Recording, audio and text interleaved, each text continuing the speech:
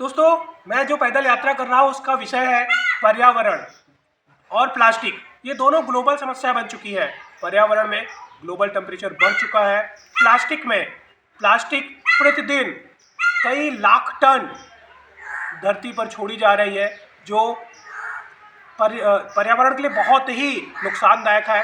वायु प्रदूषण, मृदा प्रदूषण और जल प्रदूषण के लिए एवं शरीर के लिए तमाम रोगों के लिए आज प्लास्टिक जिम्मेदार हो चुका है। ये एक ऐसा ग्लोबल समस्या है जिसको हमें निम्नतम स्तर पर आकर के समाधान की ओर बढ़ना होगा। और उत्तर प्रदेश में चुनाव निकट है तो हम, क्योंकि आप जिला पंचायत सदस्य हैं और आगे अन्य तरीके के चुनाव लड़ेंगे भी, आप उच्च सदन में भी और लोकसभा में भी जाने के लिए योग्य उम्मीदवार हैं। तो आपके द्वारा ये संदेश लोगों को दिलाना चाहता हूँ, जो हमारे ग्राम प्रधान के उम्मीदवार हों या जो अन्य किसी भी पद के उम्मीदवार हों, उनके द्वारा ये दोनों मुद्दे जो ग्लोबल मुद्दे हैं, इनको जनता के बीच में रखने के लिए इस बार अपने विषय वस्तु में शामिल करना होगा।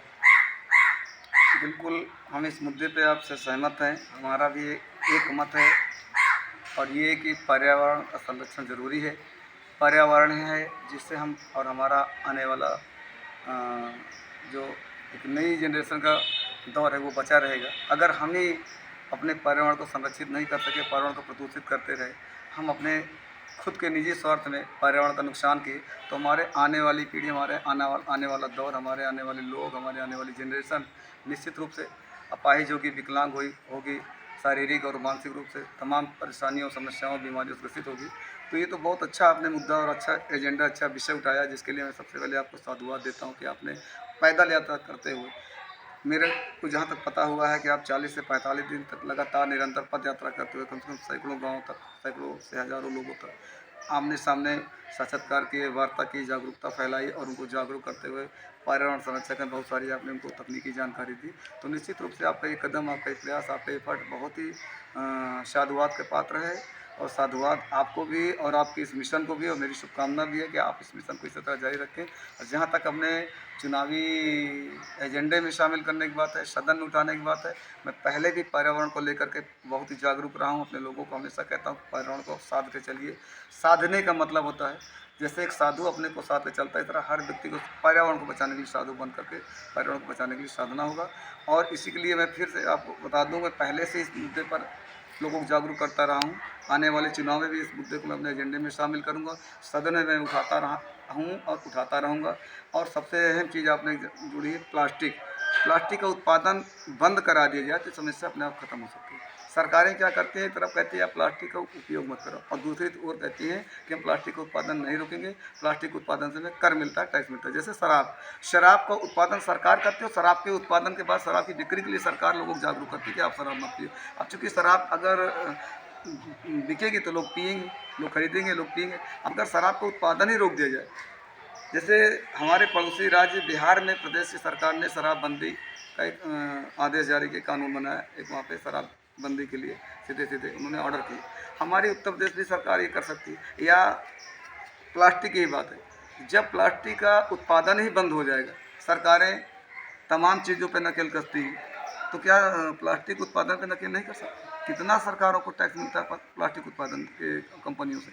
अगर प्लास्टिक उत्पादन ही बंद हो जाए, प्लास्टिक का आज से मुझे याद है, आज से करीब 30 से 40 साल पहले प्लास्टिक की जो पॉलीथीन होती है नहीं यूज हुआ करते थे। लोग देसी गाँव के झोले लेके जाया करते थे, बहुत साधारण तरीके के झोले हुआ करते थे, जूट के बने झोले हुआ करते थे। हम थोड़ा सा आपको रोकना चाहेंगे। ये 50 माइक्रोन से नीचे की पॉलीथीन की आप बात कर रहे हैं। आप व्यापार में जो जुड़ी हुई है, शैम्पू, गुटखा, बिस्किट, इनसे जुड़ी हुई पैकेट जो 50 माइक्रोन से ऊपर है, जिसको सरकार कहती है रिसाइकल हो, तो हमें रिसाइकल यूनिट की ज़रूरत है, क्योंकि तमाम तरह का व्यापार प्रभावित हो जाएगा। सारी प्लास्टिक बंद कर देंगे तो जो मानक प्लास्टिक का है कि ये रिसाइकल हो सकता है, जैसे अभी नितिन गडकरी जी ने हाईवे जब बनवाए, तमाम प्लास्टिक तारकोल के साथ गलवा दिए।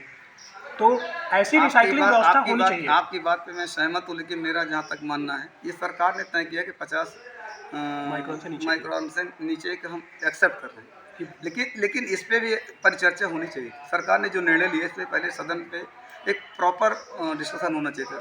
पूर्ण परिचर्चा होनी चाहिए थी कि क्या वास्तव में 50 माइक्रोन से नीचे की जो प्लास्टिक हम यूज़ करें वो लाभदायक है या 50 से ऊपर नुकसान वाली यूज करनी है, यूज करनी है, लेकिन जो नीचे हम 50 के नीचे भी यूज करें, क्या कितना हमारे रिसाइकल नहीं हमारे बच्चों पे इसका प्रभाव पड़ता है, हमारे पर्यावरण, हमारी पृथ्वी, हमारी धरती पे, हमारे ग्लोबल लेवल पे क्या प्रभाव, उस पर भी गौर करना चाहिए था, परिचर्चा करनी चाहिए। सरकार ने एकाएक इसे क्यों लागू कर दिया? और 50 माइक्रोन के जो ऊपर आपने बात उठाई, उसके रिसाइकलिंग की आपने बात कही, हम कह रहे हैं अगर सरकार को बहुत ज़रूरी है तो उसके लिए स्पष्ट दिशा निर्देश जारी कर दें। उसे फॉर्मेलिटी के लिए अखबारों में 2-4 दिन साल में सुर्खियाँ बनाने के लिए कहे कि हम पर्यावरण को जागरूक करने के लिए 50 माइक्रोन के ऊपर की प्लास्टिक के लिए ऐसा करें वैसा करें, हम इसे स्वीकार नहीं करते हैं। और जहाँ तक हम जैसे जागरूक जनप्रतिनिधियों का सवाल है, हम इसको अपने एजेंडे में शामिल करेंगे, जिला पंचायत के सदन में उठाएंगे और लोगों को जागरूक करेंगे, खास करके इस बैठकों में, सभाओं में, बड़ी बड़ी मीटिंगों में, और साथ से अपने कार्यकर्ताओं के द्वारा भी, पदाधिकारियों द्वारा भी जन जागरूकता लाएंगे और उनको निर्देशित करेंगे, उन्हें सुझाव भी देंगे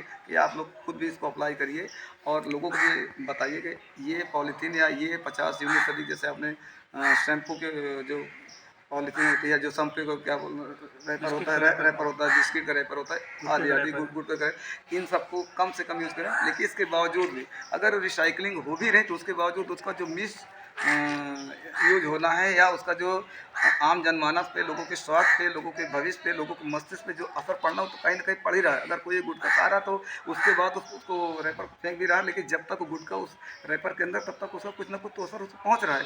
ये कैंसर क्यों इतना फैल रहा है?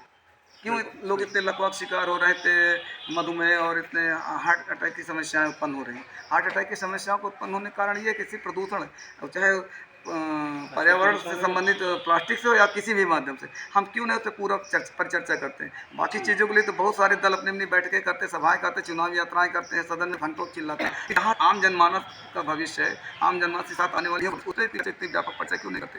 ये तो सरकार से मांग है, और सिर्फ सरकार से नहीं, सामाजिक संगठनों से भी मांग है, अन्य तमाम संस्थाओं से भी मांग है, इस पर परिचर्चा हो, व्यापक परिचर्चा हो, इस पर बृहद स्तर पर मीडिया भी अपना एक फोकस करते हुए परिचर्चा करे, और ऐसी चीज़ों पर जो आने वाली पीढ़ियों को प्रभावित कर सकती है, हमारे आने वाली पीढ़ियों को किसी भी रूप से, मानसिक रूप से विकसित कर सकती है, शारीरिक रूप से विकलांग कर सकती है, उस पर व्यापक चर्चा करे, ठोस कदम उठाए, ठोस निर्णय ले।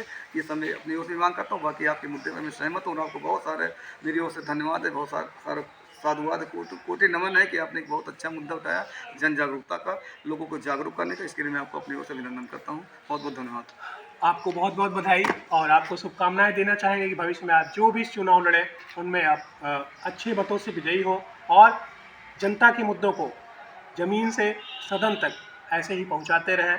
ईश्वर आपको लगातार नई ऊंचाइयां प्रदान करता रहे और समस्त मतदाता जो भी हमें देख रहे हैं उनसे अनुरोध करेंगे कि अजय सोनी जैसा उम्मीदवार जहां भी दिखाई दे, आप इन्हें भारी मतों से जिताएं।